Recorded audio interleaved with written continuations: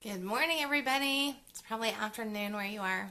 We're about 4 hours off our trajectory today, but that's okay. I'm Melissa Nielsen with Waldorf Essentials, and we are talking today about chores, why they're important, and sort of what you should be able to expect from your kids at different age groups.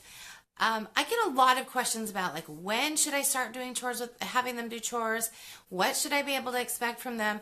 Should they be doing the things on their own without being asked? And okay, so as far as like when should they start, I really think they should start really young. And that doesn't mean they're in charge of big things, but by the time they're 4 or 5, I would have them be unloading the dishwasher with you, drying dishes. If you don't have a dishwasher, put them on a chair in front of the sink and let them play in the water and help you wash dishes.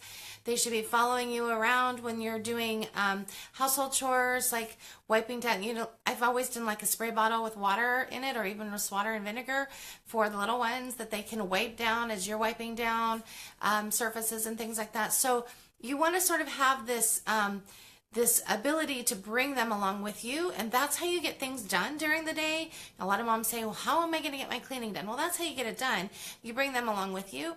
I don't make it optional, but then at the same time, I'm not like pulling teeth either. It's not oh, well, you're naughty because you're not helping me. It's nothing like that. It's come on, it's time for us to do chores.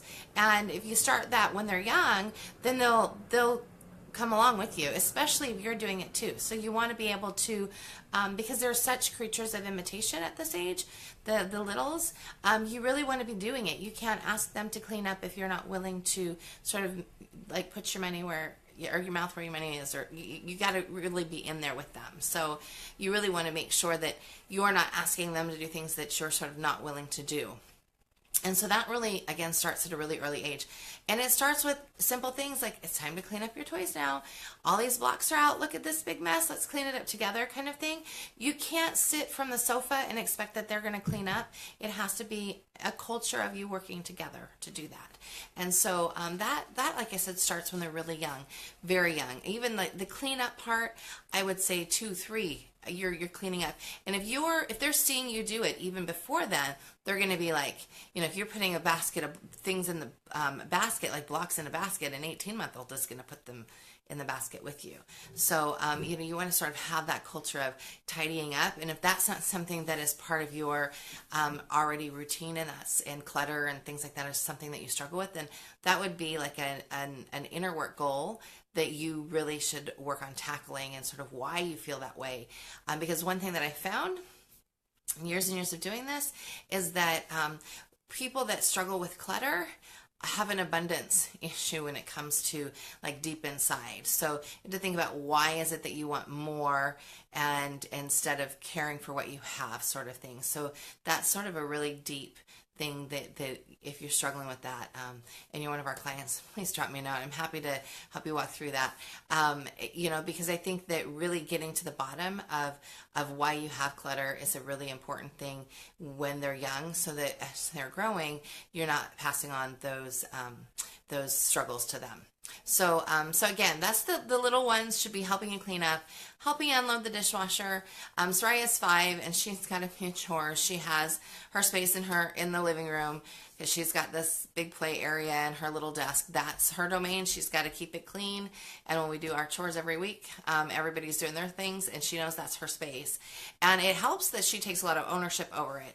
And one thing that helps with that is I'm very happy to say, well, if you don't clean that up, then it tells me that you must not really like this stuff. So maybe mom should go put it away, and then maybe we'll get it back out when you seem a little more ready to, oh no, I'll go clean it up. So she's very good about that. But then again, because we've done it her entire life, everybody has always worked on cleaning up, and that's part of sort of who the Nielsens are and what we do. And as a mom that has a lot of kids, I have to have things run smoothly. And if there's a ton of clutter and everything's a mess, it can't run smoothly. And so one of the things that I feel pretty confident about is my house is always 30 minutes from clean. And that, there are some days where 30 minutes would get us like majorly deep clean, and other days when 30 minutes would get us like looking pretty dang good. And rarely are we like, oh no, 30 minutes is the skin of our teeth. Never. I can remember maybe a few times, and it was usually after I've had a baby and things are kind of a disarray. But you sort of want to get your space so that you're always feeling like that. And getting ownership from the little ones all the way up, I think is super important. So we have done various things over the years. I've been a mom for a long time, and sometimes we've paid allowance and sometimes we haven't. And right now we don't. But I found that we have generally more buy-in when we don't pay allowance than we do when we do. And by that I'm saying allowance is tied to chores. And so I don't think I would do any hard and fast rules about this. I would do what works for your family. If you've got kids that are really motivated by money, then paying allowance and tying that to chores might be the way to go. But in our house, we're kind of not doing that. But there have been times when I have done that for sure. So people often ask me, how do you get them to do chores without asking? You don't. Especially not when they're young. Even the teenagers, and it's not a nagging or harping. You have to sort of get out of that mindset of you nagging at them, because while I'll say, hey, it's time to do chores, that's not nagging. Now what's nagging would be like, come on.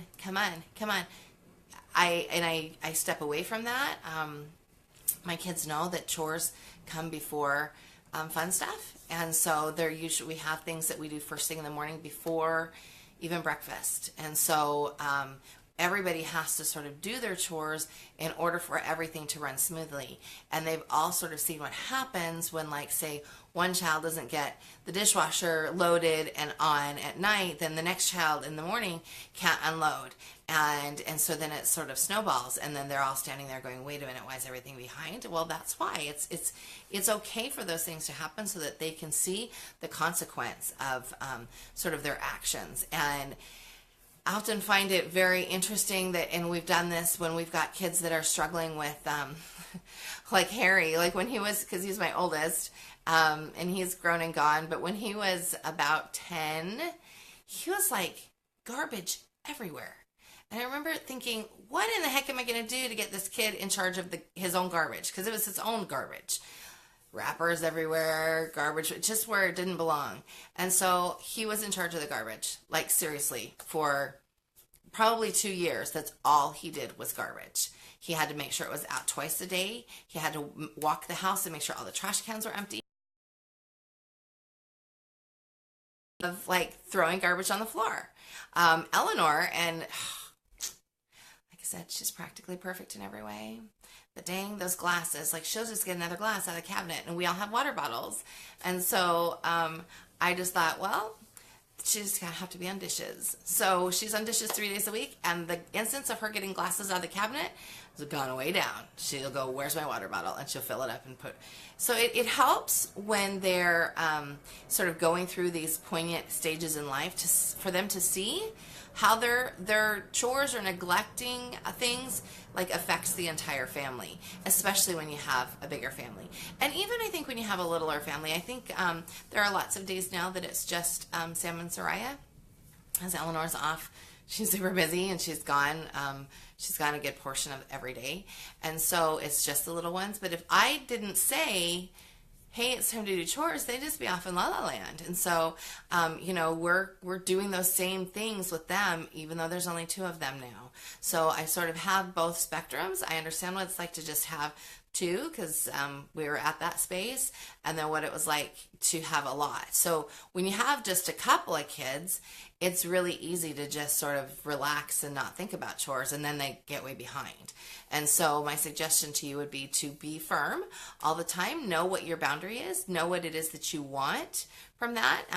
Chores bring a more peace to your house. So if you've got harmony in everybody working at the same time, we tend to spend one day, well, let me back up. So we do chores every day.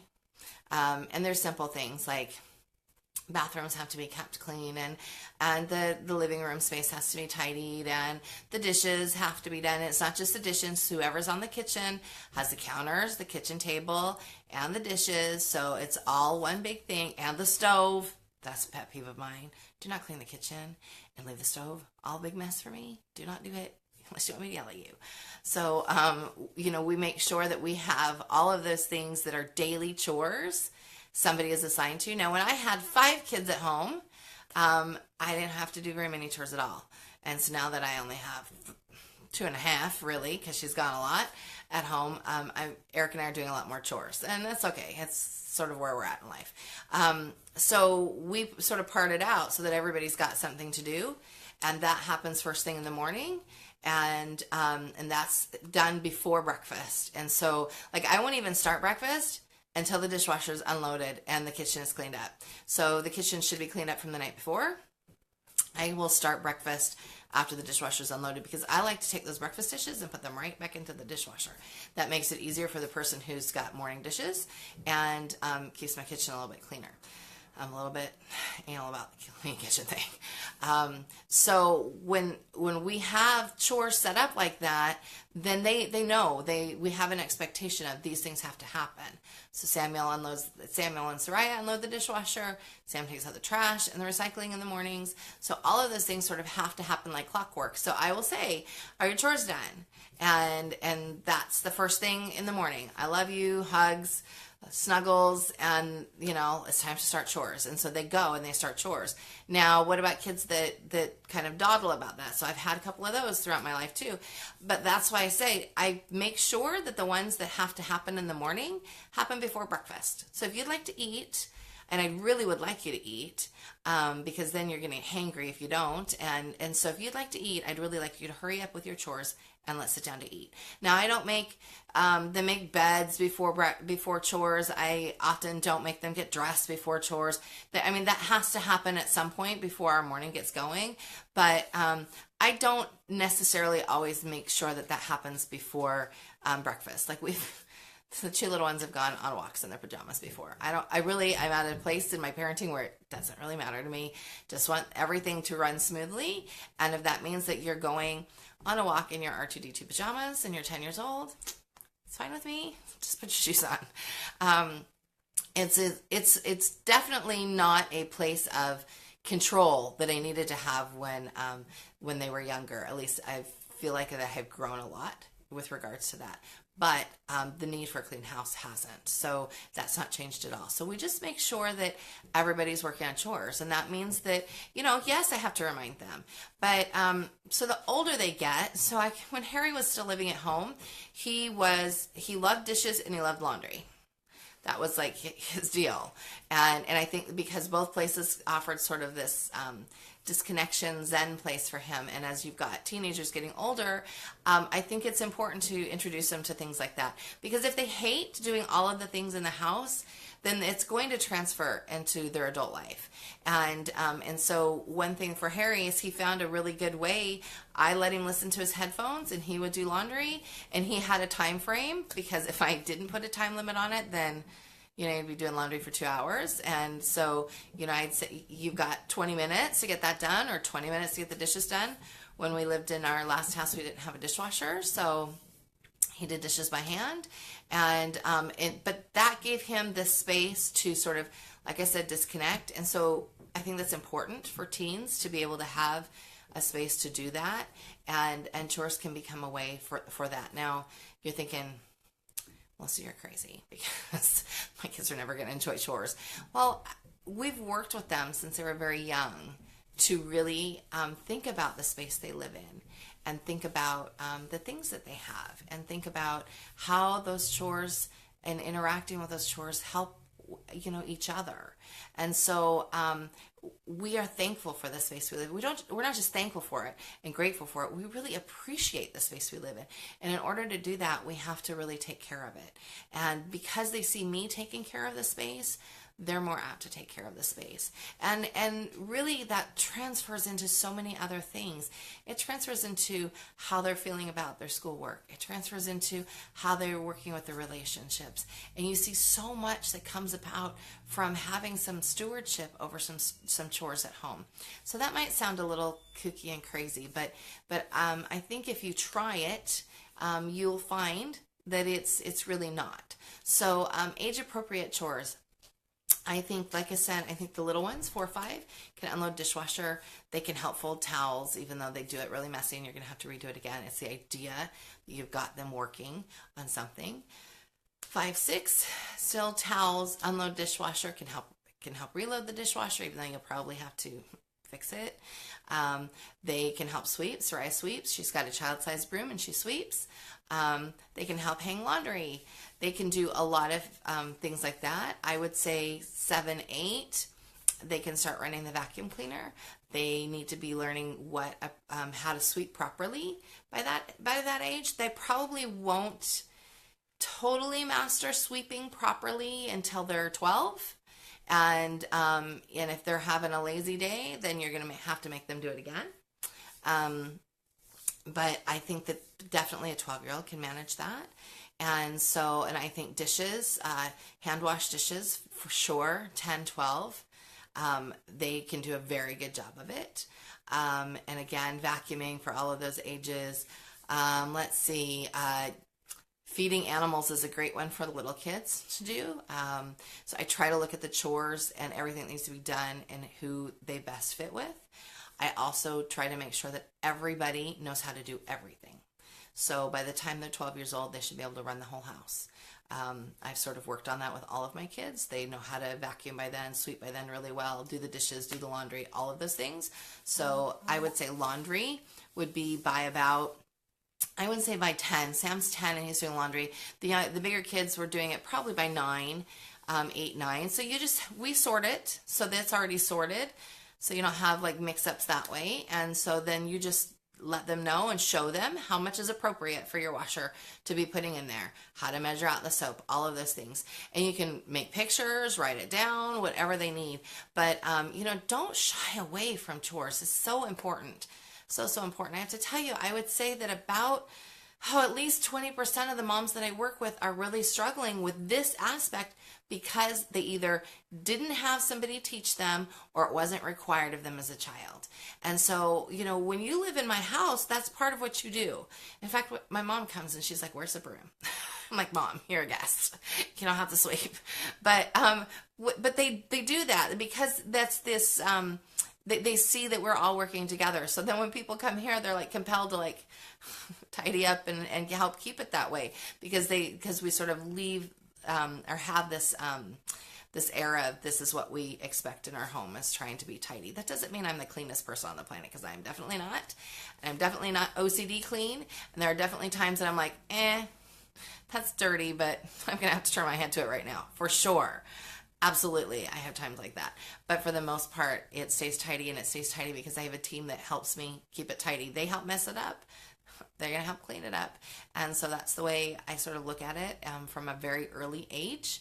And I think that you can expect that of them as long as they're living under your roof. So, even the days before Harry left, he was working on dishes and laundry, and he said to me the last day, now I'm going to cry, before I left because we knew we wouldn't be in that house when he came back. He said, "Mom, this might be the last time I do dishes for you." And I said, "Yeah, it might be." And gave him a big hug. I said, "But I'm sure you'll want to come and do dishes for me even when you don't live at home." And so it's something that is very bittersweet, but they do it when they live here, and it gives them ownership of the space, and it helps everybody feel like everybody's contributing. So I hope this is helpful. I know it's not total nuts and bolts breakdown, but if you have questions about what's appropriate for your kids, please feel free to ask me. I think that having stewardship over chores and sort of having this love of helping each other, it's not something that comes natural to a lot of adults. It's definitely not going to come natural to kids unless they see you, unless they imitate it from you. So unless they're seeing that in your home, they're not going to get it. So you have to show them, and you have to sort of have that going on in your own home. So if you have any questions, please drop me a note. I hope you have a wonderful day and a wonderful week.